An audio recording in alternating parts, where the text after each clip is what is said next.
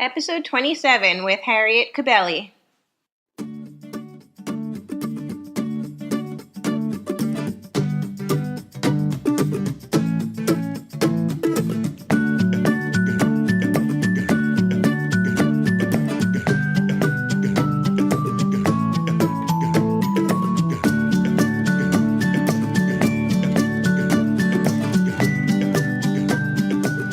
I'm so excited for this inspirational interview with Harriet Cabelly. So Harriet is a social worker and a positive psychology coach and a speaker and workshop facilitator who has appeared on ABC and Fox News as a parenting coach. She is also one of the guest coaches on the WOR radio show, Change Your Attitude, Change Your Life. In her private practice, which is both on Long Island and in Manhattan, New York, and also via telehealth, she counsels people who are going through critical life transitions and losses as they cope and grow beyond their painful circumstances. So Living Well Despite Adversity is Harriet's first book, and we are extremely excited to chat with her today to learn more about her background, how she got into writing her book, and really how it can help to impact all of the caregivers out there who are part of the Autism Quality of Life community. So, hi Harriet, how are you doing today? Hi Terry, I'm good, thank you, and thanks for giving me this opportunity to be on your wonderful podcast show. Thanks for taking the time to share your story and the story of countless others who are really such an inspiration for our listeners. Yeah. Me too. So could you share a bit about your background and how you got the idea to write your book? Sure. So as you said in your intro, I'm a social worker and positive psychology coach. I was working in the schools, in the public schools in Queens as an early childhood social worker for 20 years. And then I left. It's called, that word, retired. But I don't like to use it because to me it connotes really a life of leisure. And for me, it's anything but. I have I guess you'd say recreated myself so that I'm working more in the area and field I want. And I'm probably working harder now than ever before, but it doesn't feel like work because, you know, when you do what you love, it just flows and it just feels so good. So I am in my own practice now, and like you said again in my bio, that I do workshops and I lead groups and I have private clients, and I do still continue to go back into the schools and do parenting workshops. So that's kind of where I'm at now. And again, like you said in your intro, this is my first book, and I'm very excited about it. It's been a long time in the making. So just to give you a brief history of how the book came to be. I have three daughters. My middle daughter was born with disabilities, not autism or on the spectrum, but neurological deficits that have led to developmental disabilities. She is currently 35 and she lives in a supportive apartment working in Trader Joe's and is doing quite well. When she was about 18 or 19, she went through a medical crisis that almost cost her life, and she's actually a walking miracle that she's alive and fully recovered. And her medical crisis had nothing to do with her disabilities. It sprung from ulcerative colitis, but not to get into those details. She was in the hospital for a year, and I witnessed a miracle. And I looked at it and said, oh my God, it's like I have a second lease on life when she came home and resumed her life with, a lot of therapy and such, but she basically re-entered the world as before. So I looked at it and said, wow, what am I going to do with this miracle? You know how some people, after they've unfortunately had tragedies and they lose people, they start organizations or foundations, or they write books, they do something with their tragedy. And I looked at it and said, well, I've had a miracle. I want to do something with the miracle. And how do I honor this? So I tried all different things, from I don't know, I raised a service dog. I did a Patch Adams clowning trip. I was kind of poking around to see, because just returning back to my life as before and returning back to my school social work job, it just didn't feel right. It's like for some people, maybe, oh, let me just get back to what I was doing before would be great. But for me, I had a lot of angst about that. And I felt I needed to be doing more.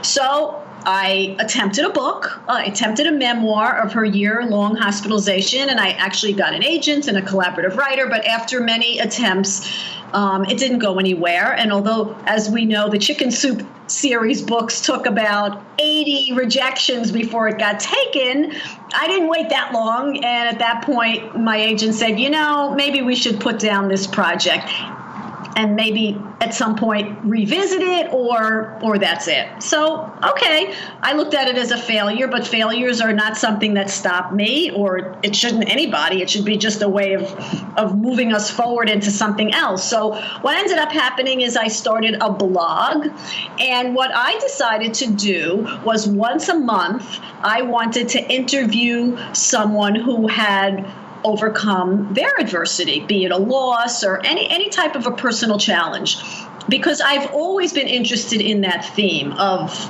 how do people go on despite. In other words, we all know some people who have bad things happen and they succumb and they just can't get unstuck and they become bitter. And then we know others who have terrible things happen and for some reason they're able to continue smiling and move on and have a good life. So I've always been fascinated with that. And I love stories and I love books and I love uplift and inspirational things. So I set myself a goal that I was going to find one person a month and interview them. And that is what I did. And basically how I found them was because I love books. I'm always looking at new books. I lead a lot of book clubs in the schools. I lead parent book clubs. I mean, even currently. So I'm always looking up new books. So I would, my leaning is for memoirs. I love memoirs and autobiographies. So whenever a book came out that was again about, someone overcoming adversity and triumphing and thriving despite their horrific situation, I would reach out to them via internet. And nowadays you can basically get to anybody. So this is basically how I got my people, and I got actually some named people. And so I did this for 3 years, one a month, 36 interviews. They're on my blog. And people started telling me, why don't you compile them into a book? Why just leave them there? So that's what I did. So that took me 2 more years because of my own procrastination, because, the old, it's not good enough, sure, and all that stuff. But after 5 years, so 3 years of doing it on my blog, 2 years of doing it, putting them to a book, the book just came out now in August, and it is self-published, but I'm supposed to say it politically correct, which is independently published.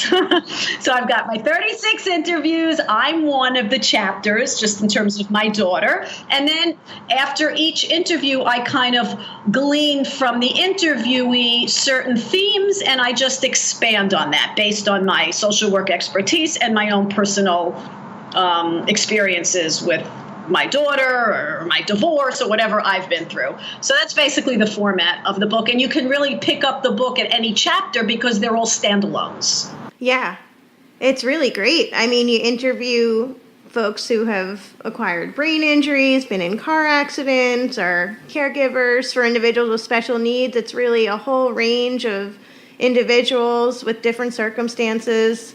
Right. And that's what I was aiming for. I wanted a diversity of challenges. So, and that's really what I sought after. And that's what I got. Yeah. That's so great. But having said that it's a diversity of challenges, there are common themes throughout, because as we know, I mean, none of us walks this earth without having bad things happen. We're all going to have something at some point. So there's just universal themes of resilience and how we cope and how can we go on. So this is really, I think, the takeaway for anyone and everyone. As I said, it's universal, it's evergreen, and it's there for the taking and for the getting inspired, hopefully, and for the picking up some tips, both concrete and even just psychological. Right. Yeah, so let's dive into some of those interviews with caregivers. So you've interviewed some parents, Temple Grandin, you have a chapter with her. Would you mind maybe expanding on some of the qualities that you learned to be important for caregivers, and why are those traits helpful for them? Okay, so Temple Grandin, that was a good one, and I actually did hers on the phone. Some I did on the phone, some I did through email, and she was gracious enough to really do it on the phone, and then I transcribe it. Hers isn't specifically a caregiver one, because as we know, she herself has autism. Mm-hmm. So if I could just say a little bit about that, only because I think her message is so powerful. And she speaks about the concept of not identifying ourselves by our disability. And of course, for her, she uses autism. So she said that when she meets children who are on the spectrum, she doesn't want to hear them say, "Hi, I'm Robert, I have autism," or "Hi, I'm Robert, I'm autistic."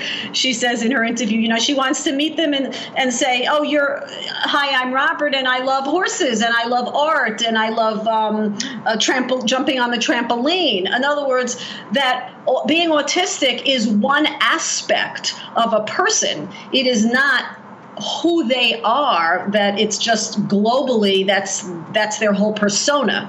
And I think that's a really great message for anything across the board, no matter what issue we have or disability or limitation, that we're much bigger than our label or than our diagnosis. And she points to that very poignantly. And she also stresses that everybody has strengths, and it behooves us, both as parents, as caregivers, as teachers, to find those strengths and dig for them and pull them out and then focus on them.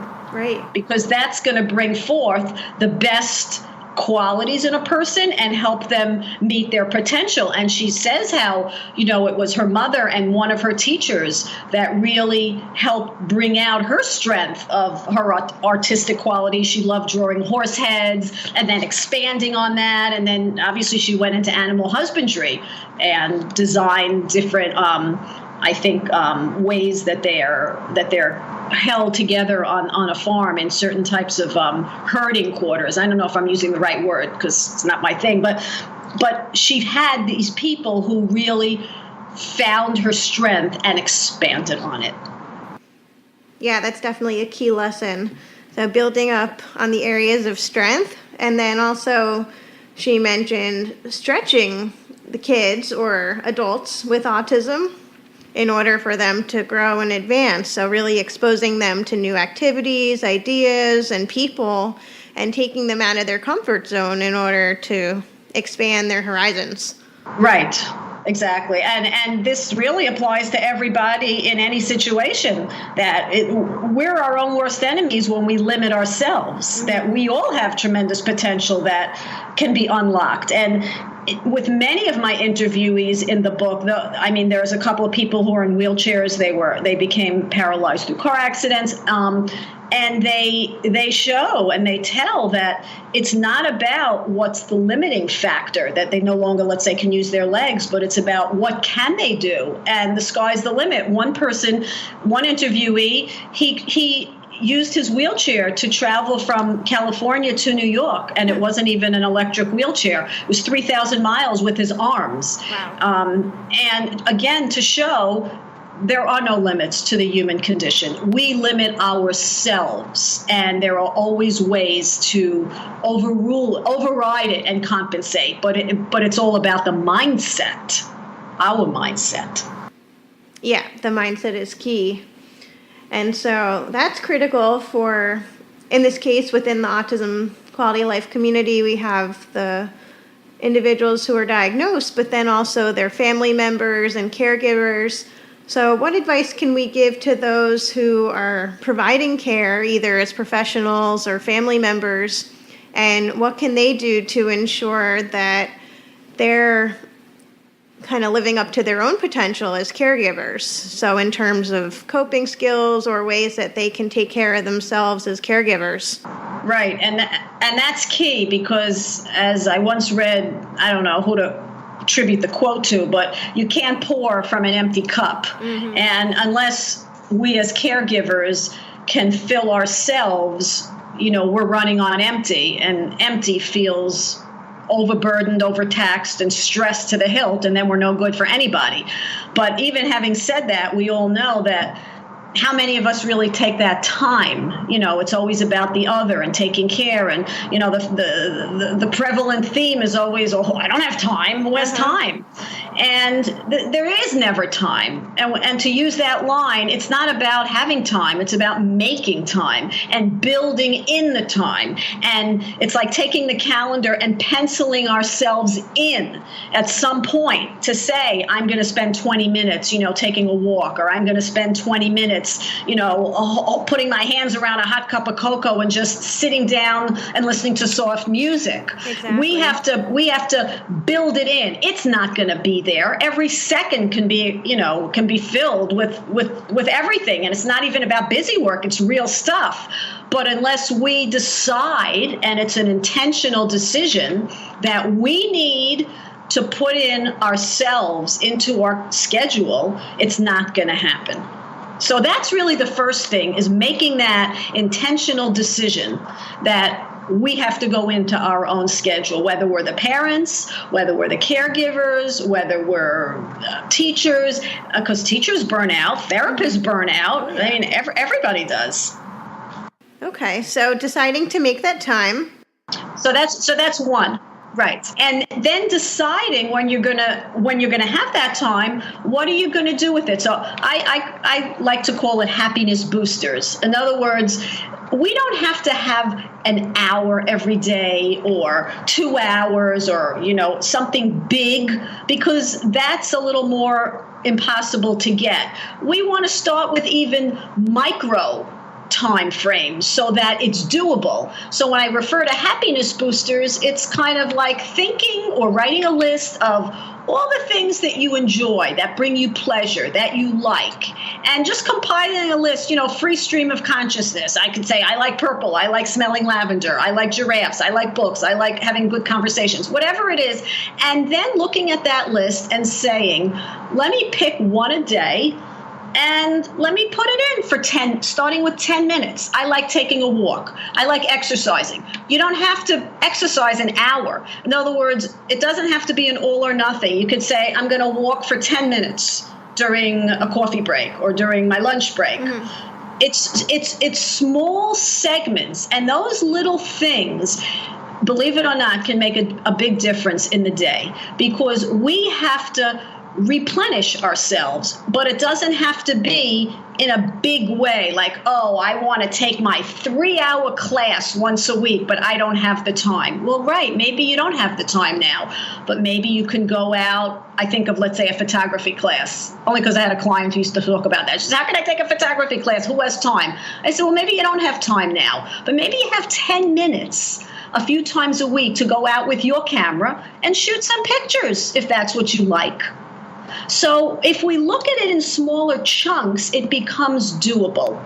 And there's a quote by Voltaire, don't let the perfect be the enemy of the good. And I love that quote because it's sometimes we just look and wait for it to be perfect, the right conditions, the right amount of time. Well, that will wait forever. It doesn't happen like that. So we have to grab at small moments, and small moments of reprieve and nourishment and replenishment can make a very big difference. When I go to sleep at night, I like smells. Maybe I'll go into aromatherapy one day in my life.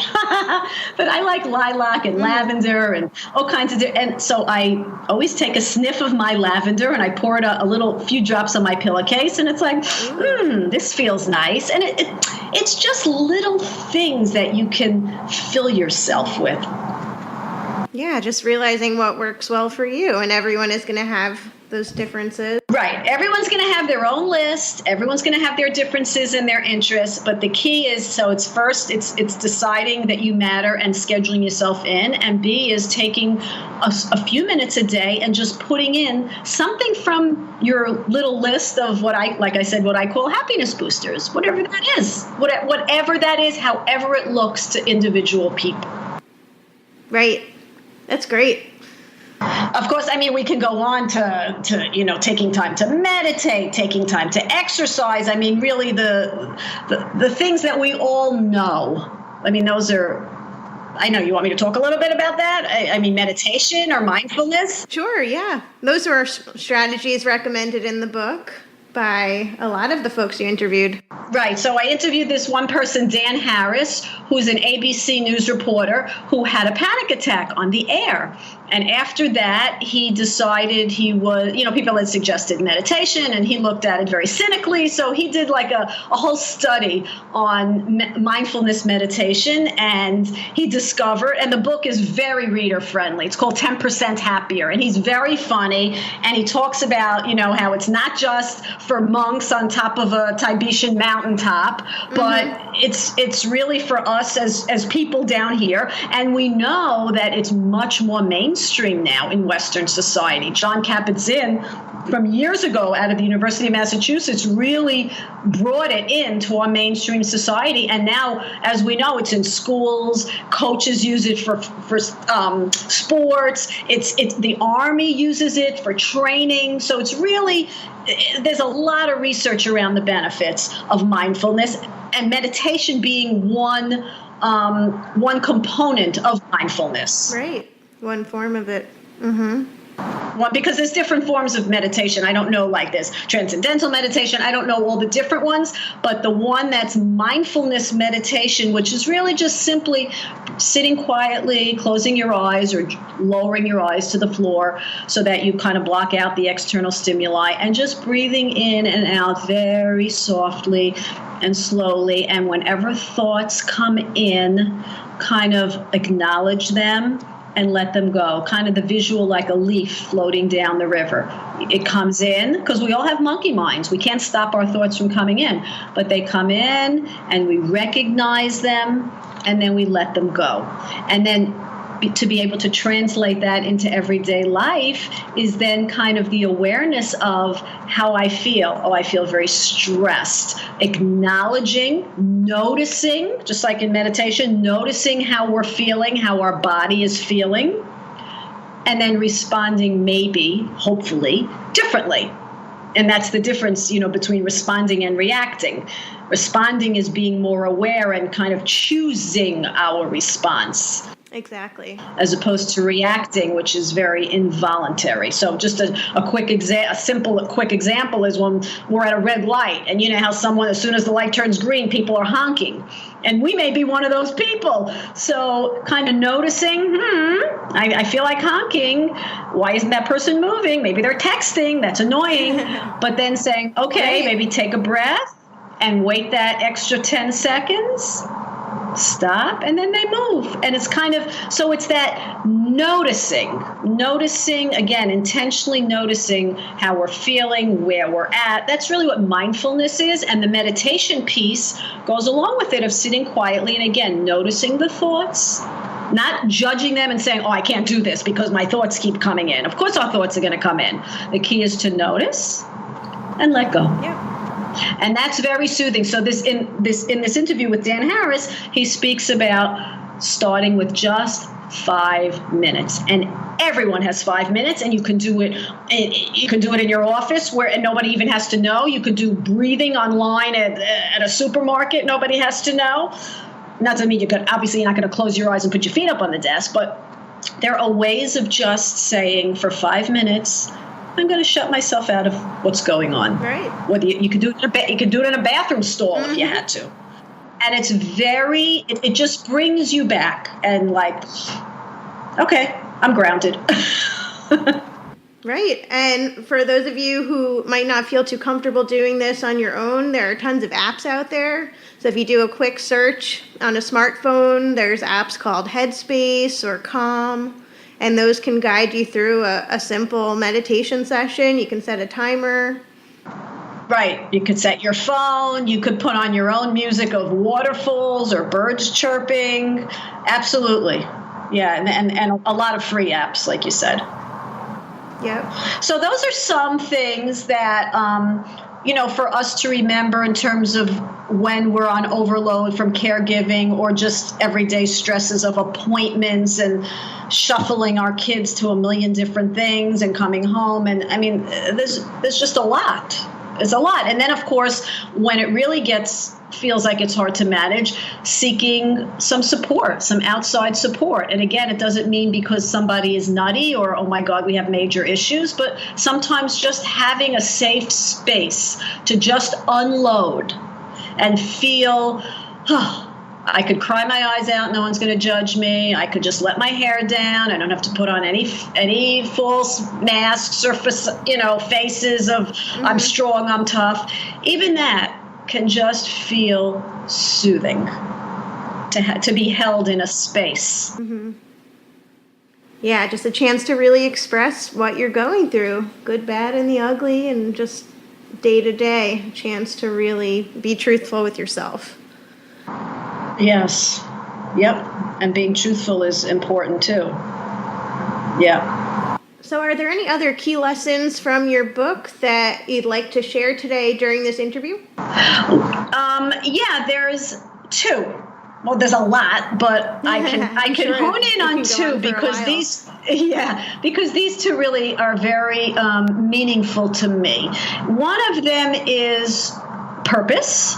In other words, when we feel connected to our purpose, it is a source it helps us cope and it helps us move on and pick up the pieces, so to speak. So when someone has a loss or when someone is going through a tough time, if they stay connected or they have to rediscover a new purpose, that will get them going again. So it sounds a little bit esoteric, so let me give an example. So when my daughter was in the hospital for a year, and I lived up in the rehab for 7 months with her, and it's like, every morning I'm getting up and to be by her bedside for 13, 14 hours a day. I called myself her cheerleader, and it was like, how do you just keep doing this? And I thought to myself, wait, I kind of, reframed it a little. And I said, because I was at that point, sorry to go back and forth. At that point, I was able to go back to my job part-time. They were allowing me to come back part-time.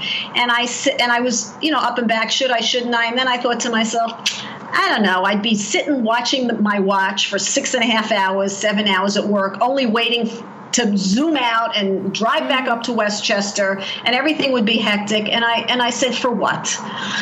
This is where I'm needed. This became crystal clear what my purpose is. My purpose became, I am here for my daughter, to be her cheerleader, to support and encourage her through her fight to recover. And when that became clear to me, it was much easier for me to get up in the morning and to put one foot in front of the other and to do what I needed to do, because I felt clear in what I was doing, and it kind of gave me strength. Does that make sense? Yeah, it does. So, and just to use another example, it's kind of sweet. I think I said at the beginning, when I was looking for all these different things to do with my miracle, my husband and I took on a dog from this organization that you foster a puppy and you raise him and you train him, and then if he passes all his tests, he goes on to work or be a service dog for people with disabilities. It's called Canine Companion for Independence. And we did that for a yellow lab. We were his puppy raisers for 19 months. And I have to tell you, the first few months, I was ready to give him back. It was like having a baby again. He wouldn't sleep through the night. He'd make all over the place. All kinds of stuff. And then the trainer came over and talked us through certain things and helped us. And again, that idea of purpose came into my head again. And I said, why am I even doing this? This is like so much work. It's ridiculous. And then I thought to myself, there's a bigger purpose here. First of all, I'm very interested in doing anything I can for people with disabilities, obviously because of my daughter. Second of all, because I love dogs, and this is a way to have a dog and do something good. So there was like a bigger good, a bigger cause. Right. So once I hooked into that, it was like something bigger than myself. It was, okay, I got to keep doing this. And I'm going to get good at the training and I'm going to learn it. And and I was able to do it. So it's like having a sense of purpose helps us cope. And then it also kind of moves us outside of ourselves to something beyond.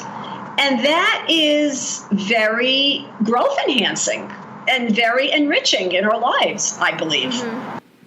I completely agree with that. That's a really important point. So that's one, because I said I had two. So purpose, and one more, I know because the time may be short. Another big theme that for me comes out of this book, and again, it's displayed, that's exemplified with all the interviewees, is it's not about circumstance.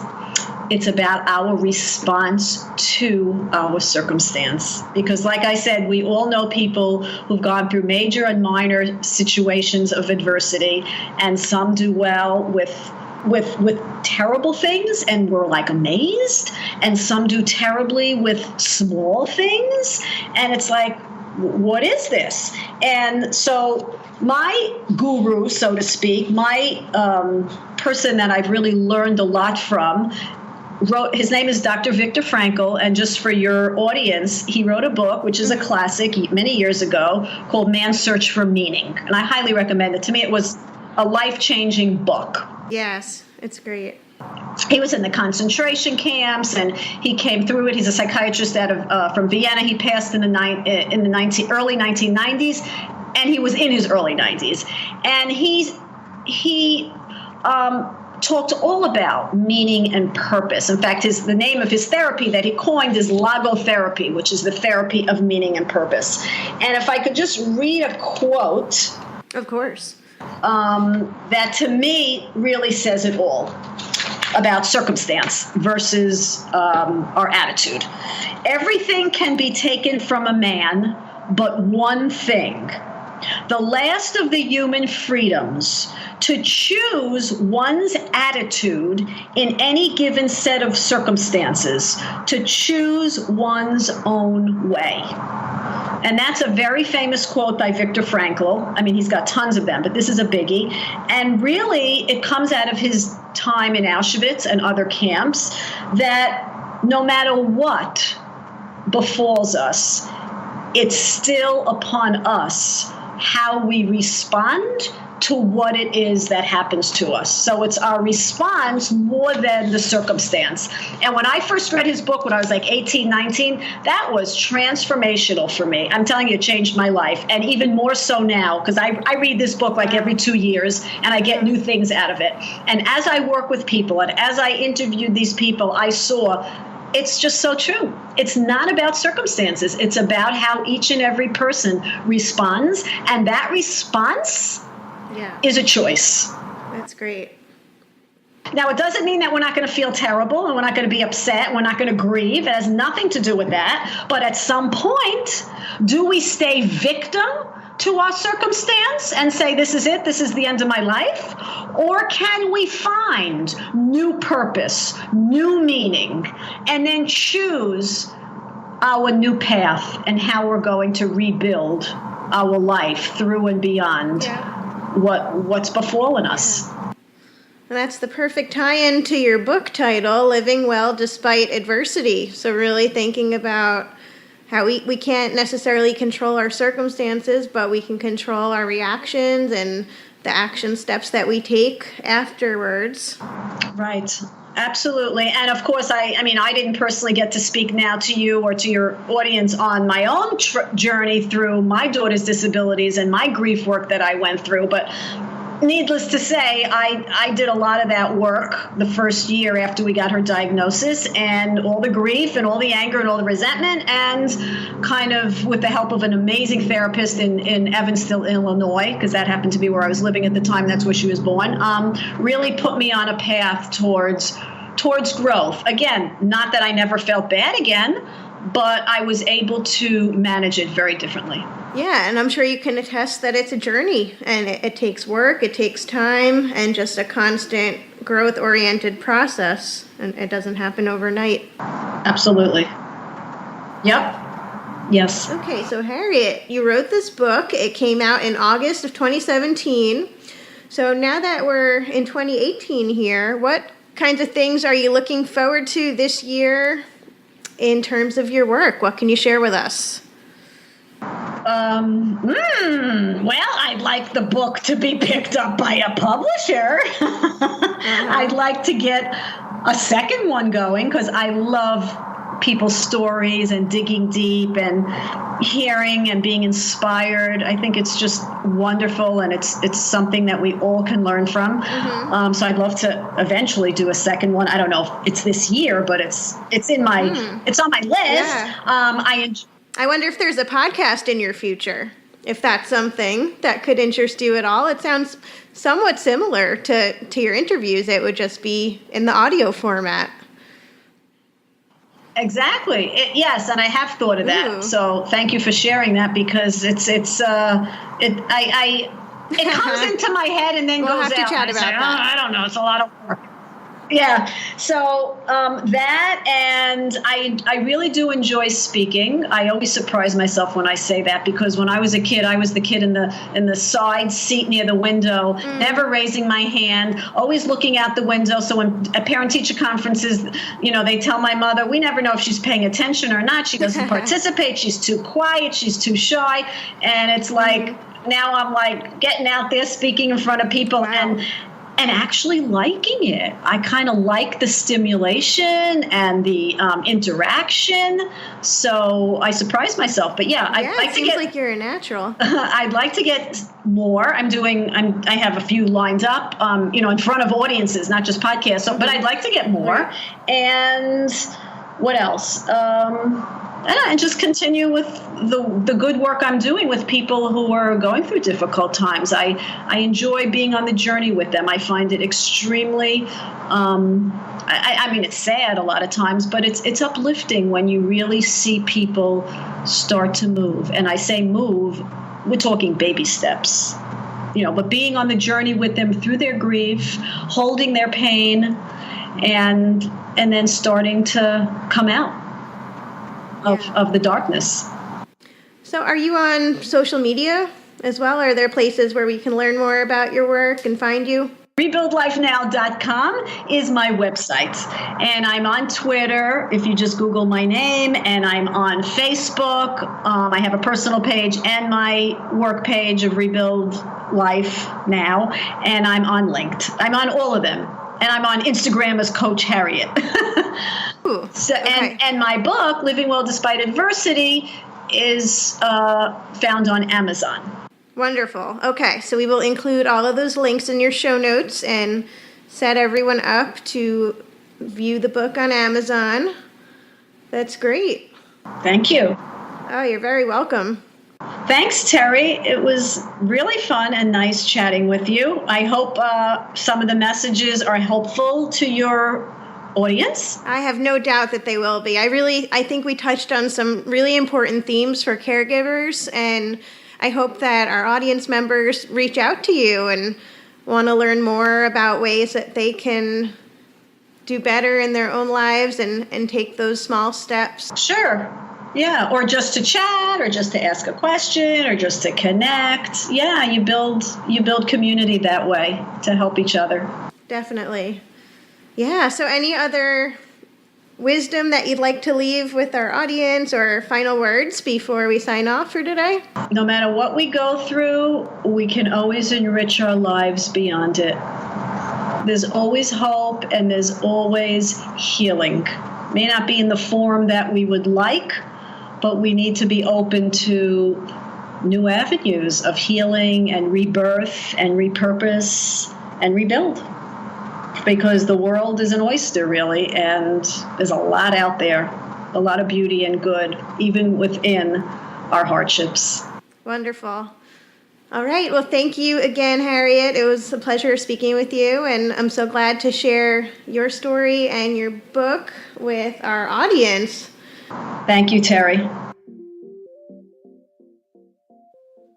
Hey, Quality of Lifers. Thanks so much for listening to today's interview with Harriet Cabelly. To learn more about Harriet and her work, you can visit her website at rebuildlifenow.com. And you can also check out her show notes, which are over on the podcast website, www.autismqualityoflife.com. And we're in season 2 now, so you can check out Harriet's page from there, along with the recording of this episode. And Harriet's book is called Living Well Despite Adversity. And I'd really recommend it to all caregivers who are caring for an individual on the spectrum or just going through the everyday changes in life, caring for aging parents or having an adversity of some kind that they're needing to overcome. And it really helps to connect with others who have gone through similar situations or have overcome issues that they've had to deal with. So please check out Harriet's book, Living Well Despite Adversity, over on Amazon or on her website.